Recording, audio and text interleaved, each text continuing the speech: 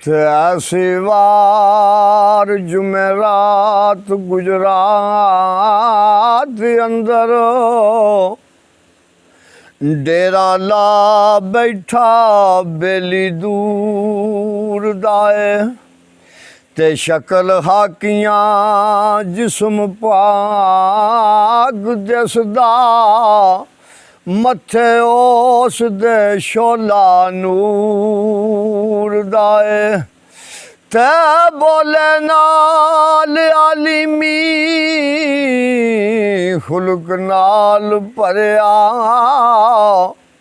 ਉਹਦੇ ਵਿੱਚ ਨਾ ਇਸਾ ਗਰੂਰ ਦਾਏ ਸੁਲੇਮਾਨ ਜੇ ਵੀ ਉਹ ਮਲੰਗ ਗਏ ਨੇ ਖੈੜਾ ਛੱਡ ਕੇ ਭੱਠੀ ਤਨੂਰ ਦਾਏ ਤੇ ਆਇਆ ਜੁਮੇ ਦੇ ਵਾਰ ਇਕਰਾਰ ਕਰਕੇ ਪਹਿਲੇ ਰੋਜ਼ ਤੂੰ ਪੱਕ ਪਕਾਇਆਊਂ ਪਿਛਾਂ ਜਾਮਣੇ ਦਾ ਵਾਦਾ ਆਪ ਕਰਕੇ ਹੱਥੀਂ ਆਪ ਤਾਰੀਰ ਲਖਾਇਆਊਂ ਤੇ ਹੁਣ ਕਿਉਂ ਰੋਣਾ ਵਾਂਗ ਮੁਆਣਿਆਂ ਦੇ ਹੱਥੀਂ ਆਪਣੀ ਵੰਜ ਵਗਾਇਆਊਂ ਉਹ ਖੜਾ ਕੋਲ ਮਲੰਗ ਬੇਲੀਆਣ ਤੇਰੇ ਇਹ ਜਿਹਨੂੰ ਮਾਰਿਆ ਆਵਾਜ਼ ਬੁਲਾਇਆਊਂ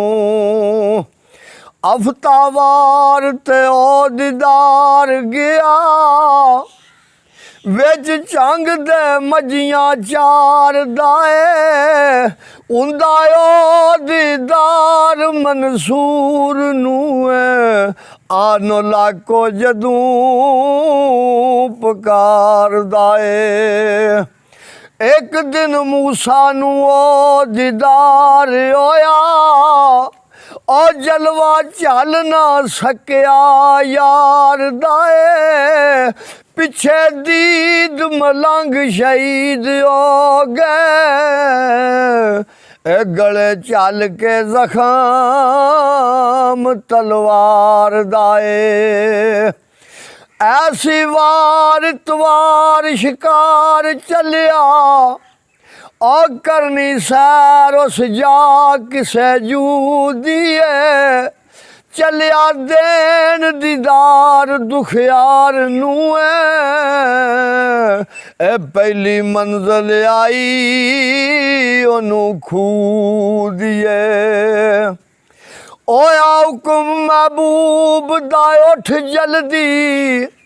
ਮੁਲਾਕਾਤ ਹੋਣੀ ਕਿਸੇ ਰੂ ਦੀਏ ਉਹਨੇ ਸੰਗੀ ਮਲੰਗ ਤੇਰੇ ਤੋੜ ਦੇਣੇ ਇਹ ਮਾਰਨ ਪੇ ਆਵਾਜ਼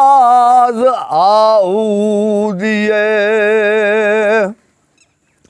ਐਸੀ ਵਾਰ ਸਵਾਰ ਬਰਾਤ ਵਾਲੀ ਐਸੀ ਰਾਤ ਸਵਾਰ ਬਰਾਤ ਵਾਲੀ ਉਹ ਦੋਵੇਂ ਯਾਰ ਮਿਲ ਕੇ ਰੀਝਾਂ ਲਾ ਲੈਂਦੇ ਜਦੋਂ ਅਸੀਂ ਵੀ ਯਾਰ ਦਾ ਨਾਂ ਲੈਂਦੇ ਉਸੇ ਵਕਤ ਹੀ ਫਾਈ ਗਲ ਪਾ ਲੈਂਦੇ ਇੱਕ ਨਾ ਮੱਛੀ ਦੇ ਪੇਟ ਸੈਰ ਕੀਤਾ ਉਹ ਕਈ ਗਰਦਨੀ ਖੂਨ ਵਗਾ ਲੈਂਦੇ ਤੇਰੀ ਦੀਦ ਮਲੰਗ ਲੋੜੇ ਔਰ ਕੋਈ ਉਹਦੀ ਉਲਟੀ ਖਲ ਲਵਾ ਲੈਂਦੇ ਤੇ ਮੰਗਲ ਮੰਗਿਆ ਸੀ ਜਿੱਥੋਂ ਮੈਂ ਰਾਂਝਾ ਉੱਥੇ ਹੋਰ ਵੀ ਕਈ ਸਵਾਲਣਾ ਨੇ ਕਈ ਬਾਗ ਉਜਾੜ ਵਰਾਨੋਈਆਂ ਇੱਕ ਬਹਿ ਗਈਆਂ ਵਾਂਗੂ ਮਾਲਣਾ ਨੇ ਤੇ ਖਾਰੀ ਇਸ਼ਕ ਦੀ ਚੁੱਕ ਕੇ ਸਿਰ ਉੱਤੇ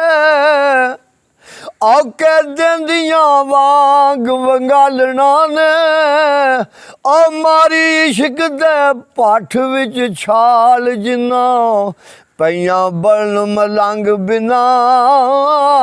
ਬਾਲਣਾ ਦੇ ਐਸੀ ਬੁੱਧ ਤੇ ਤੁਧ ਪਗਾਮ ਕਲਿਆ ਅਸਾਂ ਲਈਏ ਮਾਨੋ ਰਜ਼ਾ ਤੇਰੀ ਅਸੀਂ ਵੇਖਦੇ ਰਹੇ ਬਕਾ ਵੱਲੋਂ ਤੇ ਨਜ਼ਰ ਆ ਗਈ ਏ ਇੰਤਹਾ ਤੇਰੀ ਜੰਨਤ ਵਾੜ ਦੇਣਾ ਫੜ ਕੁੱਤਿਆਂ ਨੂੰ ਤੇ ਜਦੋਂ ਜਾਂਦੀ ਏ ਉਹ ਨਗਾਹ ਤੇਰੀ ਕਰੇ ਕੀ ਜਵਾਬ ਮਲਾਂਗੀ ਉੱਥੇ ਤੇ ਮੋੜ ਸਕਦੇ ਨਹੀਂ ਸ਼ਾਹ ਤੇਰੀ। ਇਹ 7 ਵਾਰ ਪੂਰੇ ਹੋ ਗਏ।